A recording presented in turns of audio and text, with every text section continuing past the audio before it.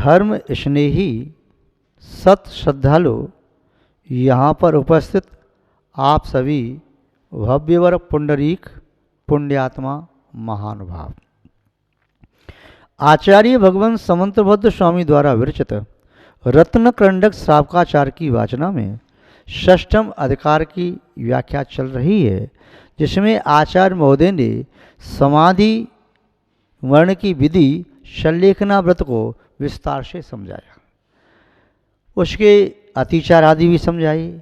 इसके उपरांत जिस पुण्य पुरुष ने संलेखना व्रत रूपी अमृत धर्म का पान किया है, ऐसा वह पुण्य पुरुष संलेखना व्रत के प्रभाव से वे सुख रूपी समुद्र का सुखामृत रूपी समुद्र का पान करता है। सुखामृत रूपी समुद्र की विशेषता कल आप देख रहे थे कि उसमें किंचित भी दुख का नाम मात्र नहीं है, दुख नहीं है, किंचित भी दुख नहीं है। और कैसा है? वह कल्याणकारी है, अभ्युदय महावैभव से युक्त है, निस्तीरम जिसका कोई किनारा नहीं, निस्सीम है, दुस्तरम बिल्ली व्यक्ति के द्वारा प्राप्त किए जाने योग्य है। ऐसे वह कल्याणकारी सुख को, वैभव को, अभ्युदय को प्राप्त करता है। आचार्य महोदय यहाँ पर काव्य नंबर 131 में बता रहे हैं कि कल्याणकारी सुख क्या है, उसे क्या कहते हैं, उसका नाम क्या है, कैसा होता है। कल्याणकारी शब्द सुन करके तो बस कल्याण हो, किंतु कल्याण शब्द में क्या निहित है, उसका भाव तो समझ में आए। क्या पंच कल्याणक से है? गर्भ कल्याणक, जन्म कल्याणक, तप कल्याणक, या दीक्षा, या ज्ञान कल्याणक, मोक्ष कल्याणक, या निर्माण कल्याणक, क्या है? ये कल्याण है? या कुछ जैसे कई लोग जैसे आके कहते हैं महाराज जी हमारे बेटे को आशीर्वाद दे, उससे कल्याण हो जाए। क्यों भाई, दीक्षा लेने की भावना है? अरे नहीं महाराज जी, अब 30-32 साल का हो गया, अभी शादी विवाह नहीं हुआ, तो कल्याण सा कर दो आप। तो भैया हम क्या कल्याण करें, हम तो कल्याण कर सकते हैं रत्नत्रय के संस्कार दे करके और शावक पीछी को भेंट कर दें तो कल्याण हो जाएगा। कुंद स्वामी ने लिखा है, आचार्य भगवान कुंद स्वामी ने, जय इच्छई दुख परिमुखम सामरण प्रवज्जतु, यदि दुखों से मुक्त होना चाहते हो तो श्रवण दीक्षा को स्वीकार करो। और दुखों से मुक्त होने का नाम ही कल्याण है। जिसमें दुख शेष हैं तो कल्याण नहीं। आचार्य समंदर स्वामी ने कहा कि सर्वई दुखई रनालीड, संपूर्ण प्रकार के दुखों से रहित, किसी भी प्रकार का दुख नहीं है, वही निःश्रेयस, वही कल्याणकारक है। उसके बिना कल्याणकारक नहीं। जहाँ किंचित भी दुख है तो वह कल्याण नहीं है। तो आचार्य समंतभद्र स्वामी के शब्दों में देखें कि कल्याण की परिभाषा क्या है, किसी भी कल्याण कहना चाह रहे हैं। तो आचार्य महोदय बता रहे हैं, जन्म जरामय मरणई शोकई दुखई वैश परिमुक्तम निर्वाणम शुद्ध सुखम निःश्रेयस मिष्यते नित्यम। आचार्य महोदय यहाँ कल्याण की परिभाषा बता रहे हैं। वह निःश्रेयसम, वह निःश्रेयस जो कल्याणकारी है, जो सुख रूपी समुद्र है, कैसा है? पहली बात तो कहा नित्यम, जो नित्य है, जिसका कभी अभाव न हो, जिस सुख का कभी नाश न हो, जो ज्ञान कभी नष्ट न हो, जो अनंत दर्शन कभी नष्ट न हो, जो शक्ति एक बार प्राप्त कर ली वह शक्ति कभी नष्ट न हो और कभी घटे भी नहीं, कभी बढ़े भी नहीं। ज्ञान कभी घटे भी नहीं, बढ़े भी नहीं। दर्शन कभी घटे भी नहीं, बढ़े भी नहीं। सुख कभी घटे नहीं, बढ़े नहीं। अर्थात अनंत को प्राप्त कर लिया, नष्ट भी नहीं होगा और कभी घटेगा भी नहीं। बढ़ने के लिए जितना था वह संपूर्ण प्राप्त कर लिया, इसलिए बढ़ेगा भी नहीं। तो नित्य चेतना के नित्य जो शाश्वत गुण हैं, अनंत दर्शन, अनंत सुख, अनंत वीर्य और अनंत ज्ञान, ये चारों को प्राप्त किया। ये चारों गुण हमारे कर्मों के आवरण से ढके हुए हैं। तो इन चारों आवरणों को जब नष्ट कर दिया जाता है तब नित्य कल्याण को प्राप्त किया जाता है। अनंत या शाश्वत ज्ञान, दर्शन, सुख, वीर्य को प्राप्त किया जाता है।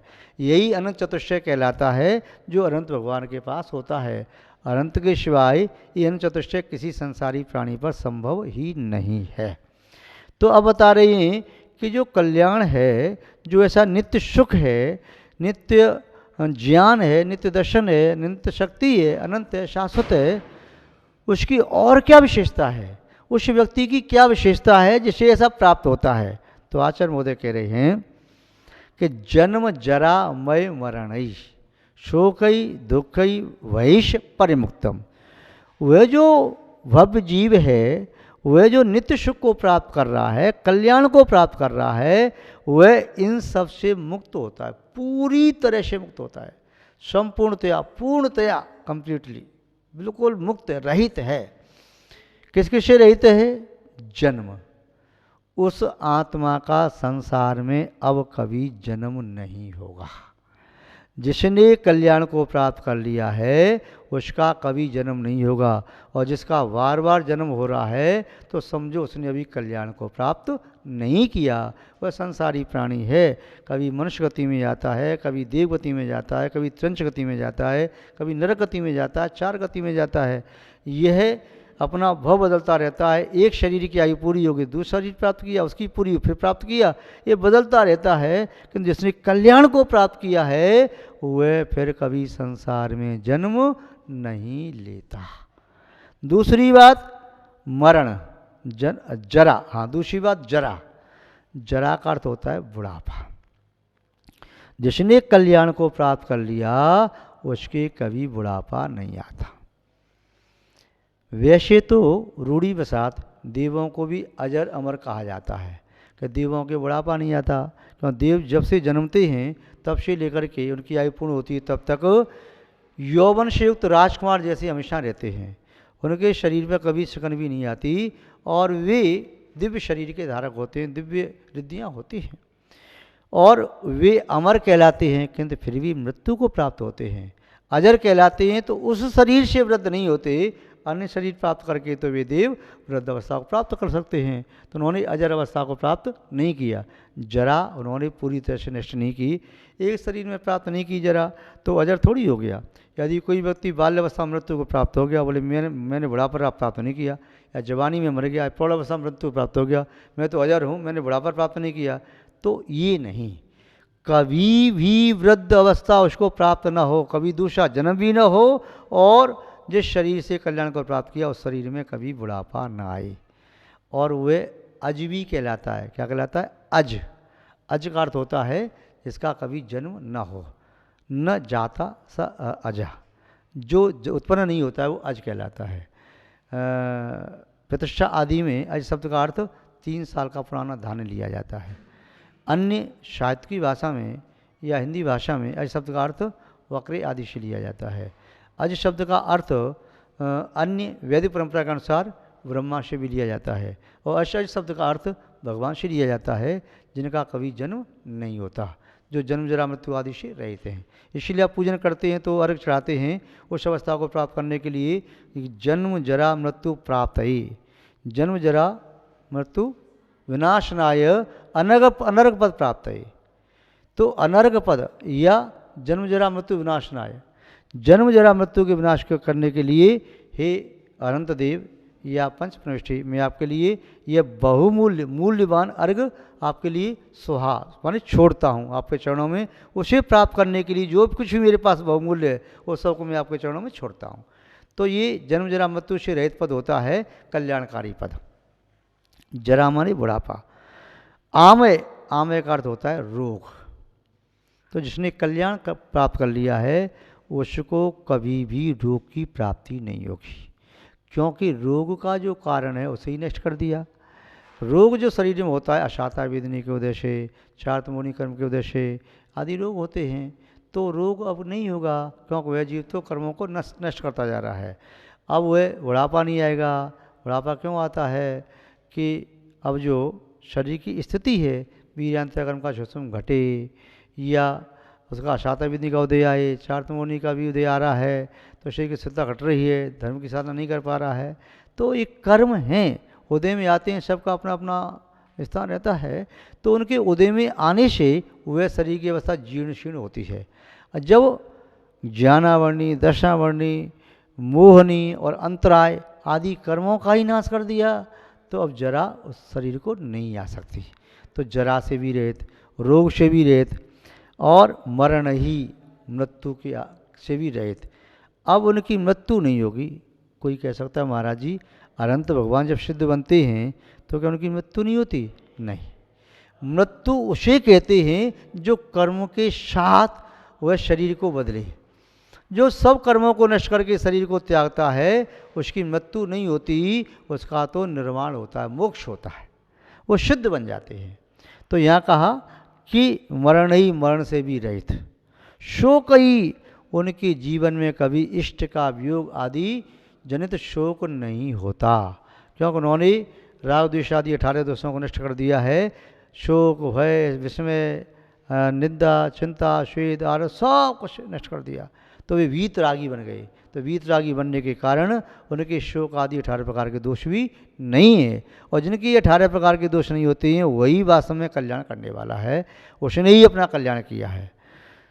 दुख ही दुख, क्योंकि दुख मोहनीय कर्म के रहते हुए रहता है। जब तो मोहनीय कर्म है, सत्ता में उदय में है, तब तक दुख की संभावना है। जब मोहनीय कर्म को समूल नष्ट कर दिया, पूरी तरह से नष्ट कर दिया, तो अब उस प्राणी के जीवन में दुख नहीं आ सकता।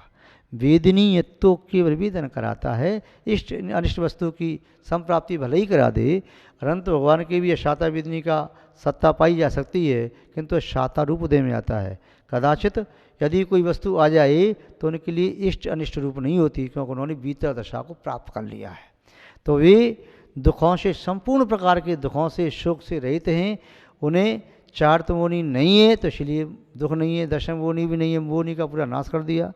अज्ञान दुख का कारण है, तो अज्ञान का नाश कर दिया। और शक्ति की हीनता दुख का कारण मान सकते हैं, तो उसका भी शक्ति की हीनता का कारण अंतराय कर्म का नाश कर दिया। और मैं सबको देखूं और मैं सबको देख नहीं पा रहा हूँ, तो ये दुख का कारण बन सकता है, तो चलो उसका भी नाश कर दिया, दक्षिणामणि कर्म का भी। तो ये चार कर्म थे, इनका नाश करने से दुख पूरी तरह से नष्ट हो गया। दुख के भविष्य, भय उसे होता है जिसे मृत्यु का पूरा ज्ञान नहीं होता, जिसे आत्मा का पूरा ज्ञान नहीं होता, जो समझता है मृत्यु कुछ नहीं, शरीर बदलना है। पर जिसे शरीर ही प्राप्त नहीं होना है, जिसकी आत्मा शुद्ध हो गई, कर्म से रहित हो गई, तो उसकी मृत्यु नहीं हो सकती। तो उसे किस बात का भय? न मे मृत्यु को तो भीतर, जब मृत्यु का उसे भय नहीं, कि मृत्यु ही नहीं है, तो भय नहीं होगी। जो 7 प्रकार के भय होते हैं, यह लोक परलोक भय, वर्ण वेदना जास, अगुप्ति अरक्षा भय, अकस्मात वैसात, ये 7 प्रकार के भय उसे ही होते हैं जिसे आत्मा का ज्ञान नहीं हुआ, जिसने आत्मा को अभी जाना नहीं, आत्मा को माना नहीं, पहचाना नहीं, अनुभव नहीं किया, वही व्यक्ति दुख का अनुभव कर सकता है, भय का अनुभव कर सकता है, तो भयों से भी मुक्त होता है। तो आचार्य महोदय यहाँ कह रहे हैं कि जन्म, जरा, आमय, भय, आमय, मरण, शोक, दुख और भय, इन सब से मुक्त। ये सभी नहीं, इसके साथ साथ और भी जो अवस्था हैं, ऊंच और नीच गोत्र की अवस्था अब उन्हें प्राप्त नहीं होगी। अब उन्हें शरीर की अवस्था प्राप्त नहीं होगी, आयु कर्म नष्ट कर दिया, शरीर प्राप्त नहीं होगा। अब उन्हें नाम कर्म नष्ट करने से छोटा बड़ा, सुंदर असुंदर, रूप स्वरूप, सुस्वर दुस्वर आदि अनादि इत्यादि जो नामकर्म की प्रतियाँ थीं, जिनके फल थे, वे उन्हें कभी जीवन में प्राप्त नहीं होंगी, क्योंकि कल्याण को प्राप्त होने वाला जीव है। अब वह जीव सब प्रकार के कर्मों से रहित हो गया। ज्ञानावर्णी, दर्शनावर्णी, मोहनी, अंतराय, वेदनी, आयु, नाम, गोत्र, 8 प्रकार के कर्मों से रहित हो गया। तो वे वेदनी से तो तव्या बात, अब उसके सुख में कोई बाधा आने वाली नहीं है। अशाता के उदय से अनिष्ट वस्तु मिलती, शाता के उदय से इष्ट वस्तु मिलती। अब वह वेदनी कर्म नष्ट कर दिया, तो न कोई संसार में के लिए वस्तु इष्ट है, न कोई उनके लिए वस्तु अनिष्ट है। और यह इष्ट अनिष्ट संसारी प्राणी की दृष्टि में हो भी, तो मोहनी कर्म के नाश होने पर उस जीव को इसका अनुभव नहीं होता। तो यहाँ पर आचार्य महोदय ने जो बताया कि कि शुद्ध सुखम, जो कल्याण क्या है कि इस प्रकार की सब चीज़ों से तो रहित, और शुद्ध सुखम, शुद्ध जिसमें किंचित भी अशुद्धि नहीं है। शुद्ध स्वभाव को प्राप्त होने पर ही शुद्ध सुख की प्राप्ति होती है, अशुद्ध स्वभाव में रहते हुए शुद्ध सुख की प्राप्ति नहीं होती। जैसे जब तक जल में गंदगी पड़ी है तब तक वह जल शुद्ध नहीं है, और जब संपूर्ण गंदगी दूर हो गई, जल शुद्ध हो गया, तो जल को शुद्ध स्वभाव की प्राप्ति हो गई। तो शुद्ध सुखम निश्रियसम, वही निश्रियस है, वही नित्य है, और वही संपूर्ण प्रकार के इन प्रकार की जो विशेषता दी हैं उन सब से रहित है। यदि कोई व्यक्ति ये कहे कि मैं तो सुखी हूँ, तो उसका कहना सुवचन बाधित है। क्यों? प्रत्यक्ष में उसके साथ दुख दिखाई दे रहे हैं।